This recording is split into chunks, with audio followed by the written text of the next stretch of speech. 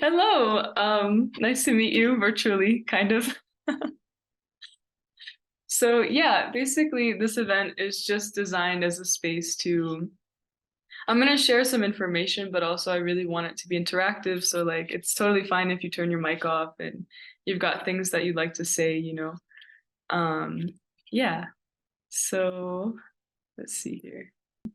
Yeah, so basically I just want to talk a little bit about what essence is. So I really love this definition. Um, Essence is basically the most significant element, quality, or aspect of a thing or person.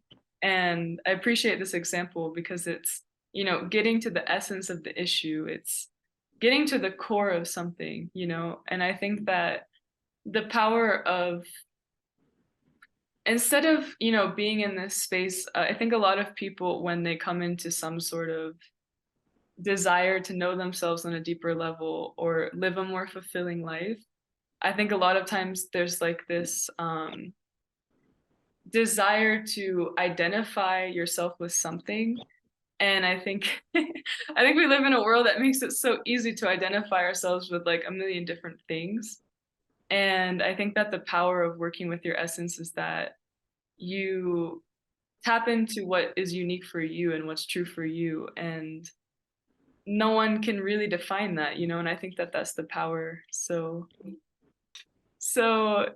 yeah, so basically the purpose of this event is just kind of to open this space to connect more with your relationship to yourself and connect that with the right side of your brain.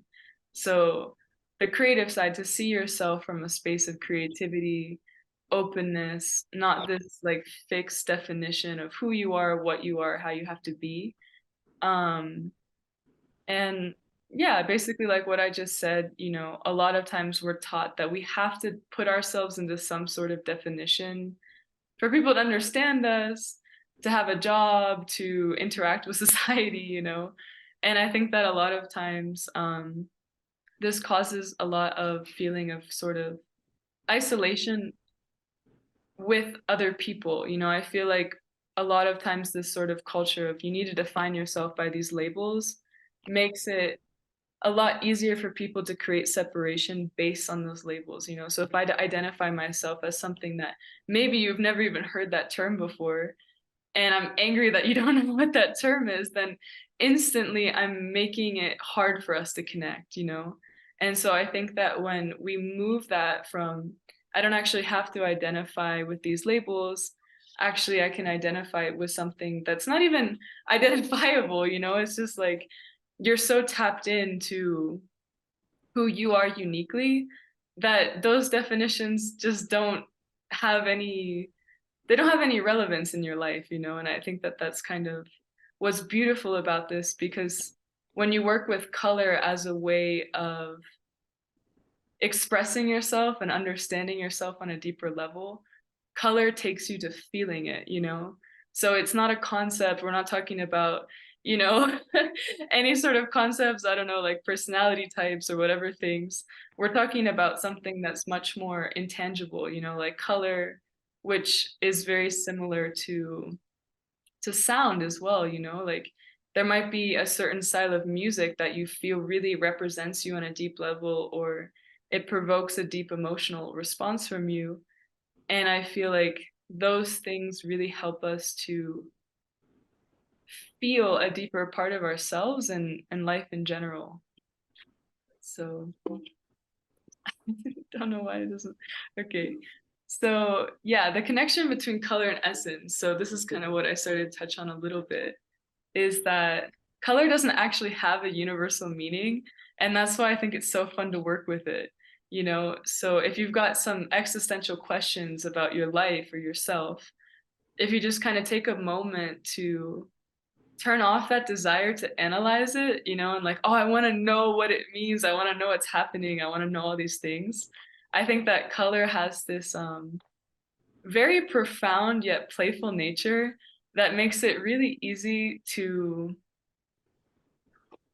get out of that mental space, and to get into a space that's much like a child. It's more childlike, it's more free. I think a lot of times we're told that we have to have the answer to things, and I think that a lot of times, you know, in I guess I guess what's considered as, I don't know, modern spirituality, I think that that's a very controversial space, but I think, you know, like that definition, I think that there are all these books, it's like, yeah, find yourself and it's gonna change your life and like, you know, someone always has whatever answer, you know?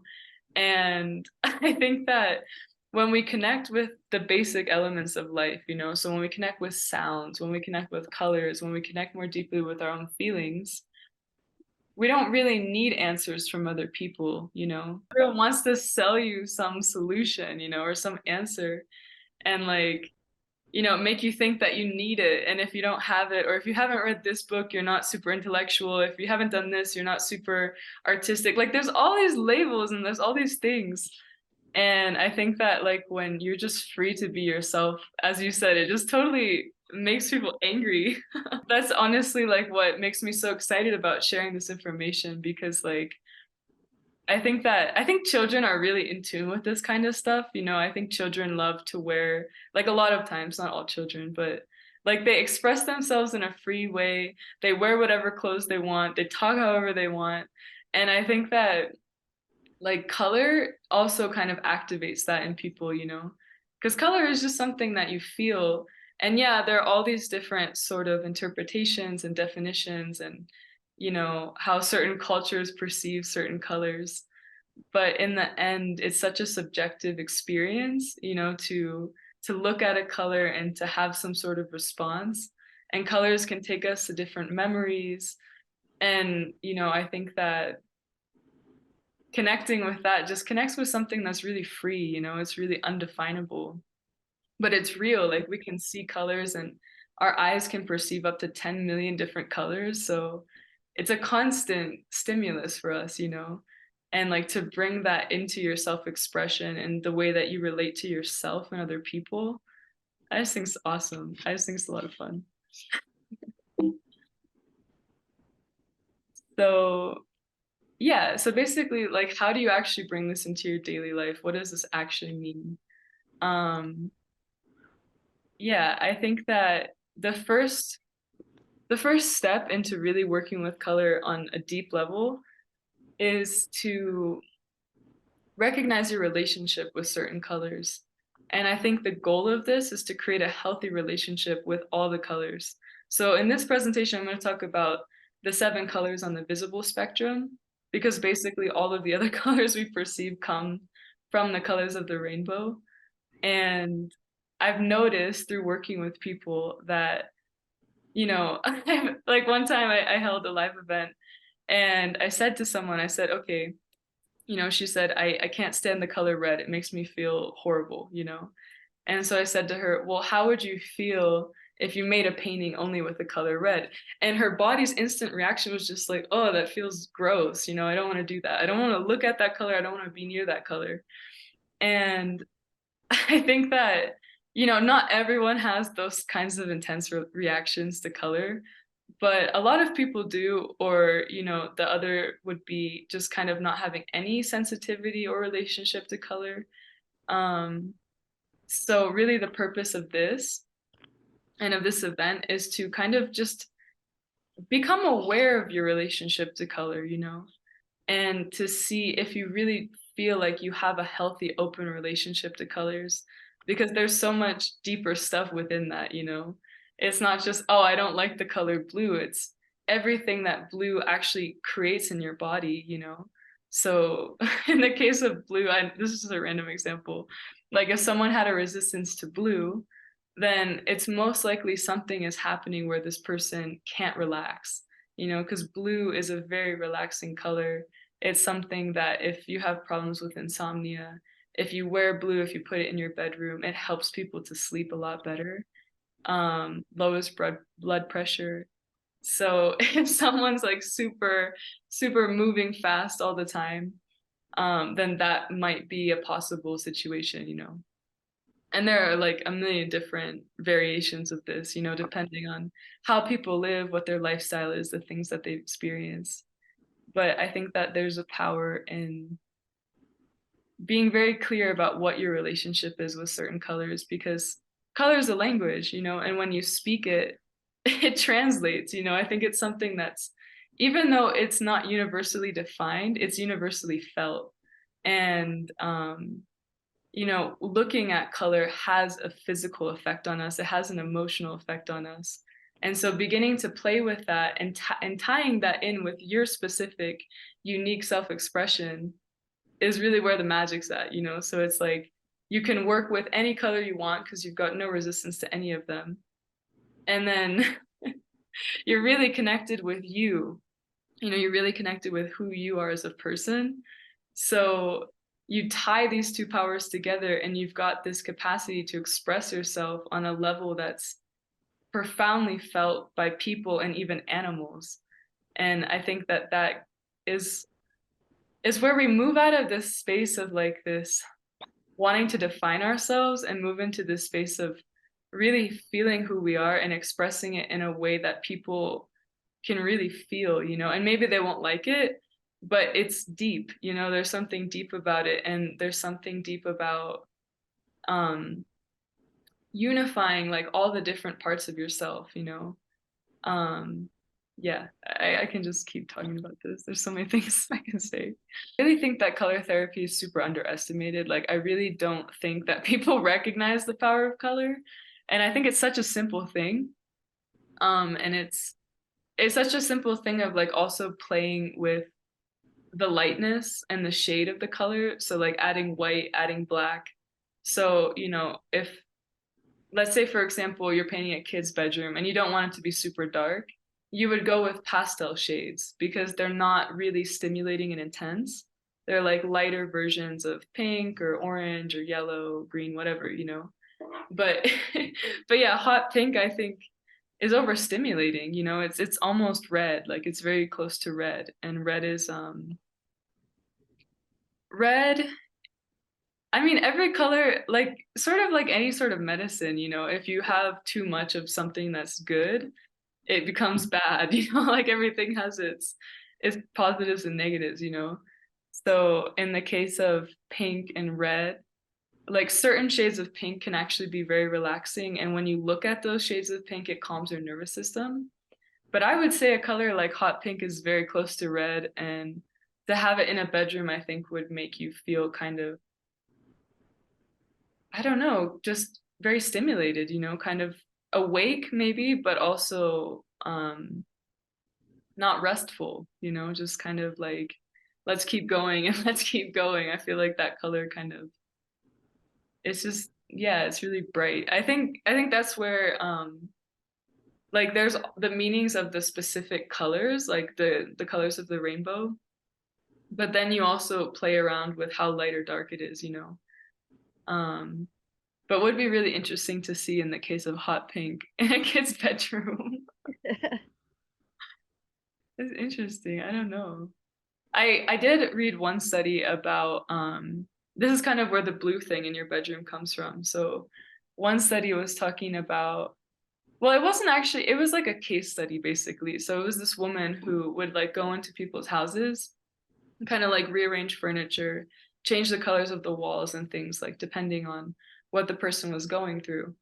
And so there was this teenage boy who had really hard trouble, like hard time waking up in the morning. And everything in his room was blue, and his whole wardrobe was blue. So he was wearing blue all the time. Everything was blue. He was constantly surrounded by blue, and he never wanted to leave his room. And so she was like, no, like we can't do this. We have to change the colors a little bit. And so I don't remember exactly to what color they changed it to, but after they changed the color and brought kind of like other colors into the room, I think like neutral tones as well, like beige, things that aren't stimulating, but they're still like they give light, you know, to the space. Then yeah, the kid like changed his personality basically. That's kind of what she was describing because the woman who did this in the kid's bedroom, her mom responded like, I don't even recognize him. He has changed, you know, like his attitude has really changed. So I think yeah, you're definitely not going far out with that question. I really think that there's so much to be studied about how color affects our mood. I think it's it's being studied, it's been studied, but I feel like there's such a big gap in the information. And I feel like if more people thought about those things, the world would change in a way of like people would be a lot more aware of their surroundings and their environment and how those things affect us, and our moods as well.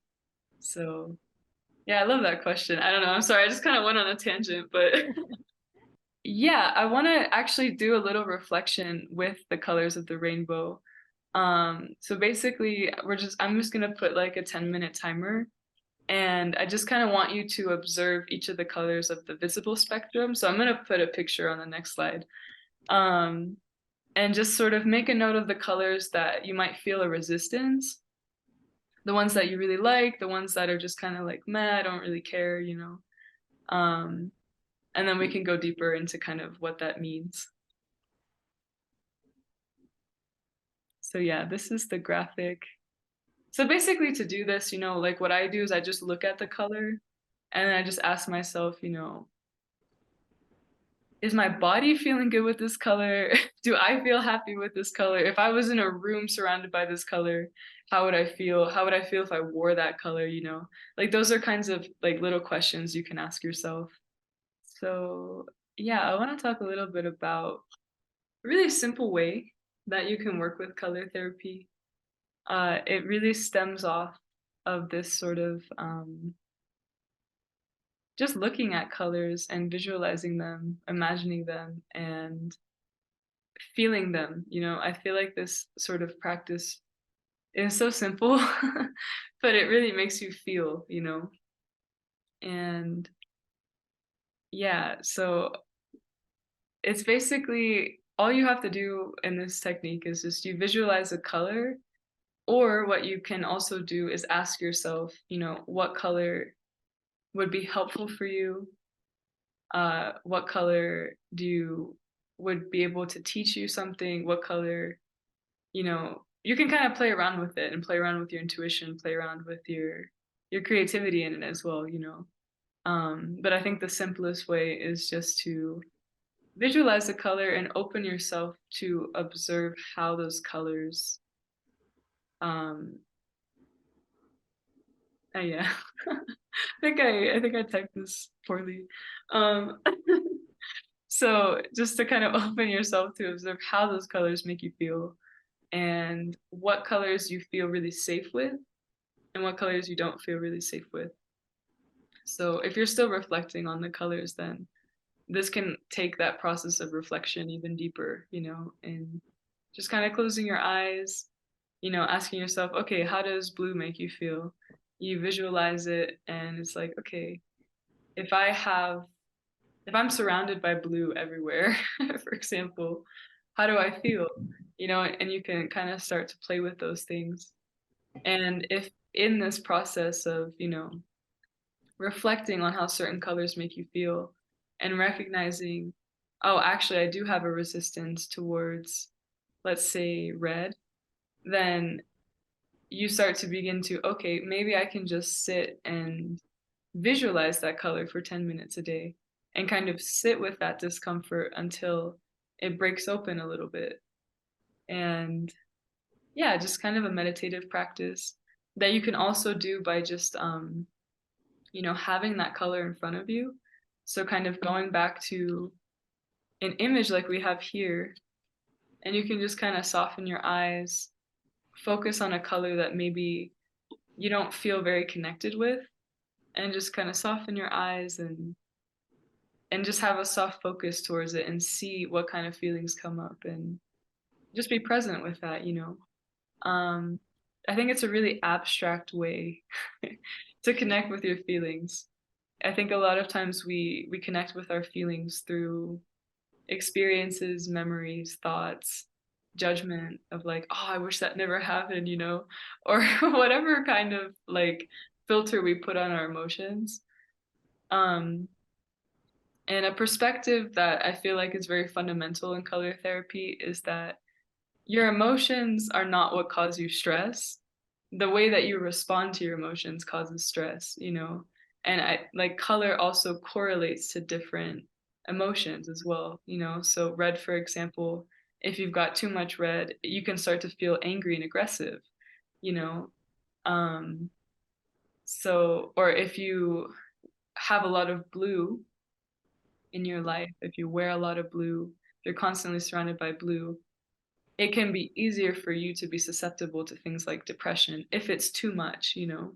So, yeah, I think that that's where you connect with just the pure emotional energy that you can change, you know? I think that a lot of times we're kind of taught, at least I've noticed this growing up in the US, is like, um, you're taught to like constantly be good or Mm-hmm. yeah, you know, or be happy or like everything is great, you know? But I think that that doesn't actually give any space to be a human, like to give any space to like, no, actually, I feel really sad, you know? And I think that it's kind of like the counter effect. So when people actually have the space to feel their emotions, they naturally feel more joy and happier overall, you know, because there's none of this suppression going on that leads to bad sleep, that leads to stress, anxiety, you know, confusion, a sense of feeling like mm, numbed out, you know. And so I think that observing your own emotions through the lens of color is very liberating because there's not a lot of concept here, you know? Like, of course, I can tell you different ways that colors can affect your body and things like that, but it's a possibility more than the truth, you know? It's something that is still being studied deeper and deeper and deeper.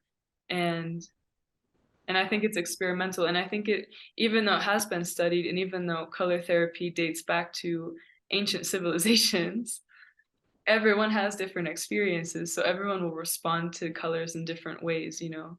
There is sort of a generalized reaction that people have towards certain colors. So, for example, warm colors tend to stimulate people, make them feel more active. So like the warm colors like red, orange, yellow, are kind of activating, stimulating, exciting kind of colors.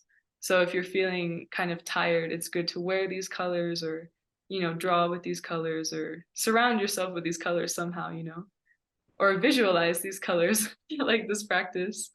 Um, and then the other aspect is that the cool colors like blue, purple, green are very calming, soothing kinds of colors. So this is sort of like where the interpretation of color becomes universal. But if someone has had a really negative experience with the color blue, then they're not going to feel calm with the color blue, you know? And so that's where color becomes very personalized to the person and very specific. Um, and also a powerful space to observe, you know, because even though, yeah, blue might be calming, for example, maybe someone, I don't know, maybe your house was blue and you have horrible memories of your house, you know? And so that would make you feel like, oh no, this color actually generates the complete opposite for me. And I think that's where the liberating part of this is like the definitions aren't so set in stone. And it's a way to connect with your emotions in a way that's really pure. You know, it's not like so filtered by, I don't know, all shoulds and things like that rules, you know. um so yeah, I want to play around with color visualization a little bit. So you can kind of just close your eyes and you can actually imagine whatever you want. I just put a ball of light because I feel like it's a very simple way to see color. But you could imagine a painting, you could imagine a wall, you could imagine the sky, you know, and you know, just close your eyes and kind of ask yourself, if you were to put, if you could describe yourself through colors, if you could describe what truly makes you feel like you, that unique aspect of you, what colors do you see? And you can be super fluid with this, it doesn't have to be one color. The colors can be changing all the time. It can be all the colors if you want. Um, yeah, and just sort of feel into it a little bit. No, I mean, I think that's the cool thing about color is like red, for example, can cause kind of like aggressive feelings in people, but that's only if it's too much, and that's only dependent on like maybe that person's already kind of aggressive and they're wearing a lot of red. It can just kind of increase how they already are. But I Mm. don't think that like I don't think dark colors mean that someone's dark or angry. I think that's such a ridiculous thing. I think the darker colors really do bring that calming sense of comfort to people and are really good because they give you kind of they don't stimulate you. So it's easier for you to reflect. It's easier for you to kind of contemplate, to understand things, to be more inward, instead of I think the bright colors kind of bring you more outward, they make you excited, they make you feel like you've got energy, and I don't know why people would think that dark colors are a sign of anger. I think it depends, I think like anything, it depends. And I think the key piece is if you feel resistance towards bright colors, that's something to look at. It's not really like, oh, I really love midnight blue. That's not a problem at all. A potential space of reflection would be, okay, I love midnight blue and I only love midnight blue. And it's the only color I like, and it's the only color I wear, and it's the only color I put in my house. That would be kind of like, okay, why? What's happening there? But I think if you just like that color and you're connected with your intuition, it's a great color to work with for your intuition because it exactly like brings you deeper into yourself instead of kind of being distracting and kind of like pulling you more into the external world. But yeah, so basically all I wanted to say is that you can repeat this exercise as much as you want. And you can make drawings, drawings that you really feel like represent your essence.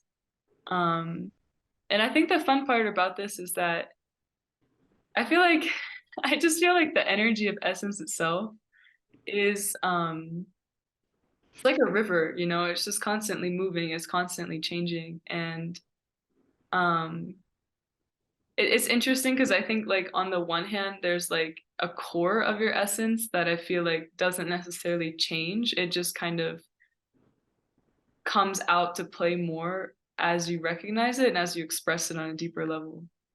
But then I feel like there's another aspect of essence which is that change, And so I feel like playing around with, maybe you do 10 of these drawings, for example, and you start to see patterns of like, oh, I'm noticing that, I don't know, yellow is in all of my drawings. And you start to see, okay, I feel like yellow really does represent something for me. And you start to ask, okay, what does that represent? And if you don't feel really great with words, I'm the same way actually. I really prefer to paint over expressing my feelings in words. And that's kind of how I got into all of this stuff. And yeah, so you can basically just kind of do reflective paintings or reflective drawings based on, okay, I'm seeing this pattern in all these drawings, or I'm feeling this thing. Maybe I can draw a symbol that represents what what I think represents my essence. And so you can start playing around with symbols, you can start playing around with shapes. And then I think over time that starts to become something a little bit more solid. Um, yeah, a reason that I wanted to create this event, for example. I mean, I hold these events actually every month because I really just kind of like to share color and art therapy stuff with people. Because I know it's new for a lot of people. And this event specifically was inspired by the fact that I was painting for several years and I was painting in a very meditative way as a way to kind of heal from things that I had been through and understand those things in a new way, instead of like trying to figure it out and figure it out and figure it out. I realized like at that time, I was going to a therapist, and that was helpful to a certain point, you know, it was helpful to kind of like have some sort of understanding of the things that I had been through, but that didn't actually change how I felt about those things, you know, and I Mm. think that that's where color and art therapy come in because it's like, yeah, you can definitely do the work to have the awareness in your mind of like, oh, this thing happened to me and that's why I tend to feel this way. But I feel like working with these kinds of drawings with the intention of whatever intention you want to put on it, you know, helps you to feel whatever you want to feel. And feeling it is the first step to beginning to living it, really. You know, it's where it becomes a habit in your body, where your nervous system begins to recognize whatever you're doing. So let's say, for example, you want to do these drawings to even develop your intuition even deeper, you know. So you can have that intention and you can do that. And then as you know, begin to whatever kind of psychic intuitive stuff comes to you, when you draw or paint it, there's this freedom because you don't actually have to explain it to anybody, and you can just really be in that fluid, creative energy that I feel like comes through when we do have those kinds of intuitions. And I think that's where it's fun to kind of play with this exercise as well because your essence can the way that you express your essence can change depending on what stage you're in your life and what you're trying to do in your life. And I think that our essences are multifaceted, you know? So, like, maybe this month you discover something that's really deep in the core of who you are, and it's something that you feel like you're meant to share with the world, and only you can share that thing in the specific way that you do. But then maybe in 6 months you discover another thing, you know? And so you go, like, kind of kind of unlocking those puzzle pieces and seeing yourself and feeling yourself. That's the key, you know, feeling yourself in a deeper way. Um, and not in the space of like, I don't know. I think a lot of times it's like if someone is on a self-discovery journey, it can become very about like me. But I think this kind of work is actually about deepening your connection with your body, with your spirit, with your heart, with your emotions. And through doing that, you actually understand other people on a deeper level. And I think that that intuition that you might have about other people heightens so much more because you're so much more receptive to those things because you're very clear about what your gifts are, what your strengths are, what you wanted to embody here, you know, like what is important for you to live out in your life. And I feel like that creates this sort of like union of different things, you know, like all of us are different people. And I think that as you begin to kind of draw and work with color, it's like, wow, you start to begin discovering all these different parts of yourself that the left brain really does not understand, you know? Like the left side of our brain really cannot conceptualize how free and how expansive we actually are as people, you know? And I think that art kind of shows us that there's like the difference between art and logical thinking. And what actually happens is that a lot of great scientists were artists in some way or had some sort of spiritual practice because that's what opened that line of like rational thinking even further, you know? And so I think these two things grow together. Um, yeah, and I think that this is just a fun practice, you know, to keep going deeper into, okay, yeah, today I'm really feeling like these colors represent something in me. Let's just keep playing around with it and let's just keep seeing and seeing how you feel and releasing any kind of resistance you might have towards any. So what you could do is just take a piece of paper and just kind of you know, let's say you color with the color red for 2 minutes or 5 minutes or whatever. And I mean, the more time that you spend in each of those 7 colors, the more that you're gonna kind of realize things. It's sort of like you can think about it as people, you know, it's like the more time you spend with someone, the more you realize like the little things that just kind of don't click. So I think with color, you can kind of see it in the same way. So like because I know that 10 minutes isn't really a super long time to reflect. Um, like if you take let's say 7 times 7. Let's say you take about an hour one time, and you just kind of sit with the 7 different colors. You can visualize them or you can, have them in front of you in some way. I think a nice way is to draw with them and just to feel the crayon. And let's say you're just scribbling with red for like 5 minutes and you're looking at the color red, you're really immersed in the color red. At some point, you might realize, like, okay, how does this color really make me feel? Like maybe on a surface level, it's fine. But the more that you work with it, you might be like, okay, maybe I don't feel super great with this color. And then maybe you go to green or something, you're like, oh, I love this. Like I can just look at this color forever. It's like I love this color. Does that make sense? I don't know if that makes sense. Like I think the different things to analyze in color therapy is first of all, what colors you really like.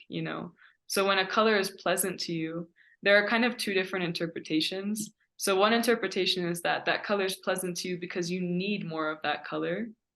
Um, and another interpretation is that you feel in some way represented by that color. So there's sort of like a relationship with that color. It's like, oh, this has been my favorite color since I was a kid. And so there's this emotional kind of relationship with the color that goes goes beyond whatever physiological impact that color might have. So yeah, I think like if you trying to yeah, what I'm trying to get at here is the more that you individually focus on those 7 colors, the more you might recognize like, oh, this color makes me feel joyful, but also makes me feel a little bit afraid. So you can start to kind of associate or like maybe certain visions come, like certain memories come into your head when let's say you're making a painting with just one color, and then you start to kind of feel, oh, the more that I am just with this one color, the more I start to remember this thing that happened to me in the past, or these old thoughts come up, or is that making sense? One practice that I teach to clients, and I actually taught it, I did an event last month that I can send you the link for as well, where we basically did this art therapy activity that you close your eyes and you just take 2 crayons. You can also do this with paint if you want to, but I think it's nice to do this with crayons to begin with. And since your eyes are closed, it's not so much connecting with color, it's more connecting with whatever kind of emotions you might have going on. So that might also be interesting to work with because like if you're really curious about colors and resistance, you could try that practice in terms of like uncovering what sort of like resistances you have. So instead of doing it with your eyes closed, you could like maybe just have your eyes slightly open, but in this meditative state. So that video, I'll send you the link as well. Awesome. Yeah, because you can basically it's a practice that's focused on the body with art therapy. So it's really nice because since your eyes are closed, but also because you're using both of your hands, it activates both parts of your brain. So it really makes you present with your feelings. Um, and it really helps you to release your feelings. So like depending on the different shapes that you draw or things like that, you can start to kind of see what things are going on within you. But I think if you wanted to tie this in with color, this would kind of be an interesting experiment. I haven't actually, no, I actually did try this recently because I was also reflecting on my relationship with colors. So what I did is I did the same technique, but I had my eyes slightly open and I was looking at the colors and I was just really observing like what what shapes do my hands want to make when I'm looking at this color? What does this color really make me feel on a bodily level? It's shown that when you work with like your opposite hand, it activates the other side of your brain. So I think that's also really why this technique with both of your hands is effective because both of the sides of your brain are active. Um, but I think there's also something interesting to be said about just using your non-dominant hand. and kind of seeing what comes through with that, and like maybe there's a sense of, since you don't have so much control in your non-dominant hand, it might be actually really interesting space, to see. No, it's super interesting because what I'm thinking, like as you're speaking, is if I'm just gonna try to draw something with my non-dominant hand, it's sort of like this space of, it's kind of like entering into the unknown, right? So I Yeah. don't have so much control. And of course, like I could try to compensate for that. But if I don't try to compensate for that, I open to new possibilities as well.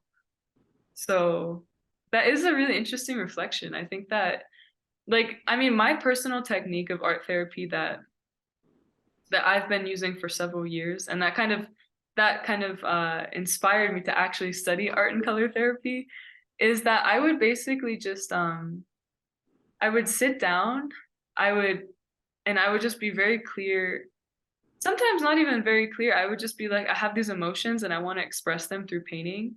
And I would do like experiments like this, like I would use my non-dominant hand, or I would paint with my hands, or I would paint with like loads of random recycled stuff, or like I always kind of played around with the materials that I used and how I was painting, because I noticed that there were moments when, because for a long time I was painting almost every day. And I noticed that at some point you get into some sort of rhythm with something and you kind of want to control the process more. Like you kind of already know what the steps are in a way. And even though painting is I was painting abstract, so it's not a process that you can control so much. But I think that since your body gets into this kind of rhythm with things, it's really interesting to play around with that stuff like you mentioned. It's like, okay, yeah, maybe you spend 10 minutes doing something with your dominant hand, but then maybe you spend a few minutes just like playing around with your non-dominant hand, and maybe there's like, maybe something comes out of that, maybe there's some repressed feelings or thoughts or things that you wouldn't have discovered otherwise. But since you were open to kind of just seeing whatever comes through, and especially through that part of your body that's normally not in control, I just think it's fascinating. No, I really love your ideas. Like, I think that's a really cool exploration. Oh, okay. So here I actually want to share kind of what has been studied in color therapy and what are kind of the traditional, not necessarily traditional, but common uses and application of color therapy. So you can work with color therapy in two main ways. So one way is just literally by looking at the color. Couldn't be any simpler. Just looking at it, and your eyes, since colors are a visual representation of energy, your eyes receive that energy and you start to feel that energy in your body. So that's a really powerful technique, is just to look at colors, surround yourself in certain colors, maybe even play around with wearing certain colors, um, painting with certain colors, drawing with certain colors. And then the other technique is using colored light. So you can actually do this in a very simple way. There are actual, professional color therapy lights, but you can make it as simple as having an 100-watt light bulb and taking basically like a piece of cardboard and making a system where, I'm horrible at explaining this kind of stuff. Um, so you can kind of just take cardboard or something and put in one of those like theater gels, like the lights that they use in theaters and things like that, so that there are different colors. Um, and you can just slide that into the cardboard, put that over the light bulb, and you basically have a DIY color therapy light at your house. Um, there's actually a really good book by someone who was a really big person in color therapy. His name is Dinshaw.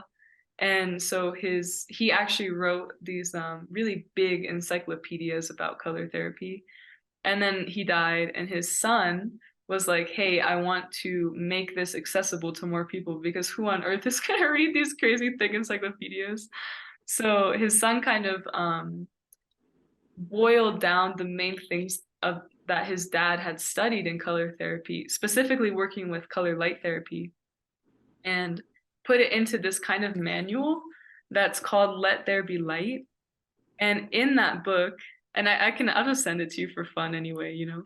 I like the link to it. And yeah, so basically in that book, the really beautiful thing about this person that really inspires me is that he wanted color therapy to be accessible to everyone. So that's where he writes in the book and has diagrams of like, okay, take this 100-watt light bulb, do this thing with cardboard, stick a theater gel in there, and you just made a color therapy light for like $20 or less. So that's actually in that book. So I can send you pictures of that diagram if you want. So looking at red actually stimulates your nervous system. So it increases blood flow in your body. So it does actually make you feel warmer. And it's been shown that like when people, like let's say you live in a cold climate and you wear red gloves, you'll feel warmer than if you were wearing like blue gloves. Yeah, like red itself does transmit a sense of heat. So yeah, no, that totally makes sense. Um, so yeah, so if you actually decide that you want to make a color therapy light in your house, which would be super cool, um, these are kind of like the basic ways that you can work with color. I mean, there are so many other things and so many other possibilities with color, but I think that from everything that I've studied and from the things I've also experimented with myself and with clients, I've noticed that these colors tend to have this effect. Um, so in terms of red, red definitely gives people a sense of power and energy. It's vitalizing, you know. So if you're feeling really tired, red is a really awesome color to work with in some way. Um, and when I say work with color, that can just mean looking at that color, you know, it can mean looking at it, drawing with it, painting with it, wearing it, using the color therapy light. Yeah, there are a lot of different ways to work with color, imagining that color. Um, so yeah, it is nervous system activating. And it's actually been shown that red makes people more competitive. So there's been a lot of studies about color actually with sports teams and their uniforms. You know, so there were different studies about how there's this book called How Colors Affect You. I'm just sending you all the information. Um That's awesome. I love it. yeah, for sure. So I love investigating things, so I'm always happy to share information. Um, so yeah, in that book, there was a study about like different sports teams. And when one sports team switched their uniform, I think it was white before, and they switched to red, they won more. And like their fans, like I think the fans' attitude also changed towards them because red also makes you appear as more attractive. Um, so yeah, red has actually a lot of research around it. I know that red light therapy is also receiving more research right now for its effects on the skin. Um, and color light therapy in general works more with skin conditions, but it can work with other things as well. Um, it's a really lovely thing to have in your home because you know, if you have actually in this book, Let There Be Light, he basically three-fourths of the book is just different ways that you can work with the color depending on certain illnesses. And he talks about different emotional ailments as well. And he shows you, like, he tells you where to apply that colored light onto your body and for how long. So it is a very specific practice and technique. Um, and it's interesting because the whole idea is that your skin absorbs the energy of that color into your body. And so the more that your body starts to absorb the energy of that color, the more that you begin to feel that way, the more that you begin to live that way. You know, so if someone has, you know, for example, really low energy, working with red in some way will help them to really start to feel more energized in their life, you know, like more grounded, more connected with their body and things like that. And yeah, so then orange is a very creative color. It's actually been shown that if you paint like an office space orange, it helps people to be more productive. So, you know, if you have like an area where you like to create things, having some orange stuff will just having that around and being able to look at that inspires creativity. It's also mood boosting and it makes you more social. So if you have like some social gathering that you don't want to go to, um, wearing orange might actually help you to feel like you want to go a little bit more, at least. I mean, yeah, orange in general just kind of makes you more joyful. It is mood boosting. So like, if you're feeling really sad about something and you kind of want to shift the mood a little bit, orange is a really great color as well. Um, because it's also activating. I mean, of course, orange is a mix between red and yellow. So it's activating like red, but it's not as intense as red. So, if you've got too much orange, actually, orange is considered like if you got too much orange energy like in your body. So when I say orange energy, I just mean kind of like the energy of that color in your body and your mood and your attitude. Then you can become a little bit kind of like lazy, like just really moved by pleasure rather than like, you know, moved by something a little bit more profound. Because orange really does inspire sensuality and kind of that expression of pleasure and things. And it brings joy to people. So yeah, too much orange can be a little bit like staying stagnant, like not wanting to change because like everything's all good, not wanting to grow, kind of like closing off a little bit. Um, Yeah. I mean, there's so many things that each color can be. I think each color is just a world. There's so many things that you can say. But yeah, so then yellow has also been shown that when people see yellow, it increases their focus. So, if you've got something that you're working on and you're like, my brain like wants to shut down, yellow might be a helpful color to work with. Also is immune system boosting. So, if you work with color light therapy and let's say you've got a cold, yellow light is oftentimes applied to people because it's thought of as a color that kind of cleanses out your system. Like it's a color that detoxifies. Um, yeah, and you can even think about that, like with lemons, with pineapples, like pineapples, for example, kill parasites in your body. So like even yellow foods also kind of correlate with boosting your immune system and cleansing things out. And then, yeah, so then green is a color of balance. So when you look at green, this is the cool thing about green. When you look at green, it actually relaxes your eyes. So if you're feeling kind of stressed in some way, if you've been on the computer a lot, looking at green can kind of just give your eyes a signal that it's okay to relax. And it's also been shown to stabilize people's moods because it is really kind of a middle color between the whole spectrum.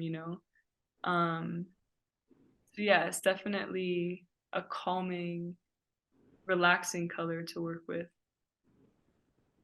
Um, yeah, and then blue is a color that is related to relaxation, peace. We kind of talked about that with sleeping. It's used to treat people who have insomnia, and it's also used to treat people who have high blood pressure. Blue light is also used when there's some sort of infection on the skin. Like blue can kill infections and things like that. Um, and blue also lowers stress. So yeah, I see. Another thing that I like to share with people in terms of working with color is like you can see red and green, they're complementary colors. And all the complementary colors here, they're sort of like a complementary thing that happens. So let's say you want to work with red, working with green will also help you to deepen your process of working with red because both of them have a similar effect. So red is sort of the side of activating, green is the side of calming. So when you've got balance between those two things, and you can activate yourself when you feel like you need to be active, and you can calm down when you feel like it's time to calm down, then you've got like a strong capacity to kind of move into different energies and attitudes and states. And so I think that's where color is a tool. It's like a tool to see, okay, if I like if you go deeper into your exploration of if you feel resistance towards some colors, or if there's just some sort of discomfort that comes up as you delve deeper into, you know, observing your relationship with color. Because I mean, like really, when have any of us been told to examine our relationship with color before? So I think like at the beginning it can be a bit like, it's just a kind of a new approach to things. It's a new perspective. So as you delve deeper into it, it's interesting to kind of also take this thing with the axis. So you've got red and green, you've got orange and blue, so both of these colors are communicative in some way. So orange is kind of this more bodily, sensual expression of being a person and your emotions, whereas blue is a little bit cooler and it's more of like your mental, verbal expression. And so when you've got both of these happening together, there's like this capacity to feel really joyful and be social and share what you feel like you want to share. But there's also this capacity to kind of calm down that intense emotional energy and, be a little bit softer in your speech. Share the things that you just feel like you need to say and not kind of hold things in anymore. Um, and that's also kind of like what you can see in the chakras as well. Um, but the chakras is like a whole other world of exploration.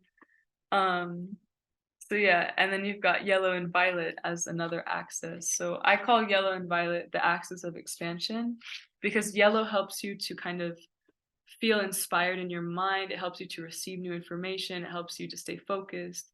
Whereas violet is a color that's considered to be a balancing point of like the physical world and the spiritual world. And so I feel like it's interesting to work with violet and yellow because,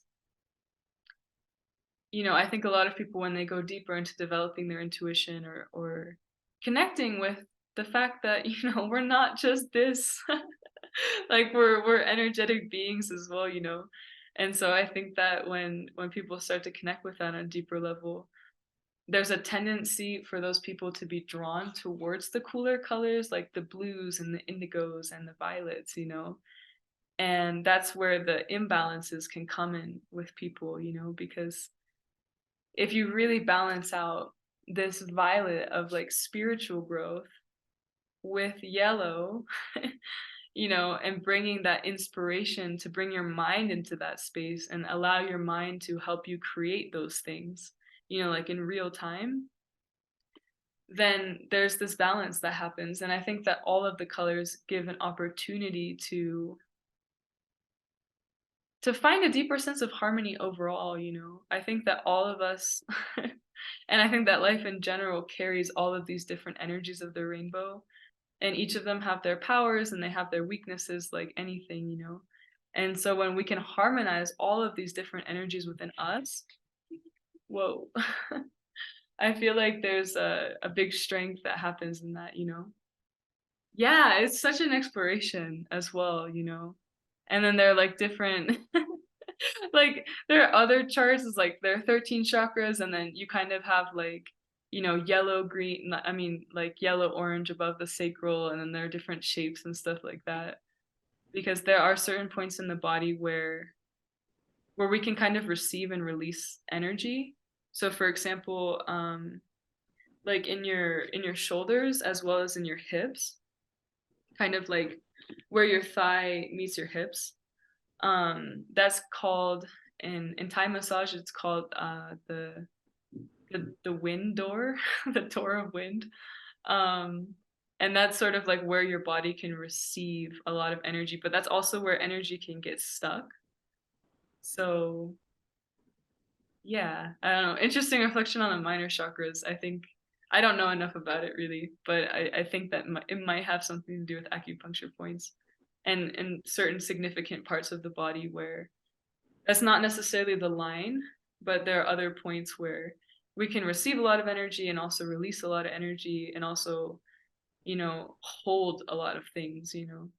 Thank you so much. Yeah, I'll send you an email. We'll be in contact, and yeah, I hope you have a lovely night of creation.